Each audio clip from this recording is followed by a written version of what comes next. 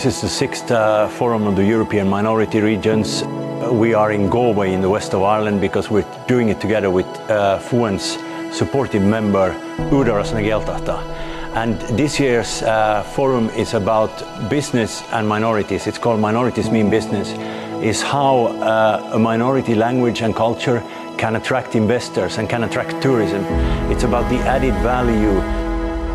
Here in Galway, in the west coast of Ireland, along the Wild Atlantic Way, we're situated here in what's known as the Gaeltacht area. And the Gaeltacht is an Irish-speaking or a Gaelic-speaking area in Ireland. So we're very fortunate enough to be in the geographical location of the Gaeltacht, where we embrace the Irish language and use it every day in our working day. I think it's very important for participants of this forum to be here in the Gaeltacht rather than just in Dublin, because they can really see some of the great work that's happening on the ground in terms of language revitalisation efforts and various other projects. Our focus is supporting the Irish language and the Gaeltacht area. That's our responsibility. So for us, it's really important for us to be here, to share information and also to hear.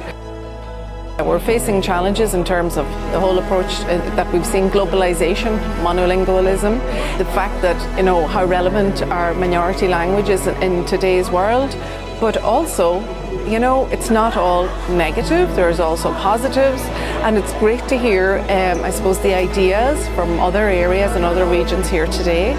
There was a good reason to have good structures in place to support language, but at the end of the day, that people need to be attracted to a language, that the language must be something they wanted to use and wanted to learn. So that was the important message, and I was giving an example of how the Football Association in Wales has promoted recently Welsh as a part of their football campaign, and it's had quite a dramatic impact. So the biggest challenge at the moment is actually implementing the good language act that we have. It is always important to hear other experiences, maybe not doing the same mistakes that someone else has done, but also to get inspiration and new ideas to bring back home and package them in maybe in a slightly new way, but still use the ideas that are out there in Europe. The ideal scenario for any language is to be all-encompassing in all spheres, and so that would include public sector and private sector.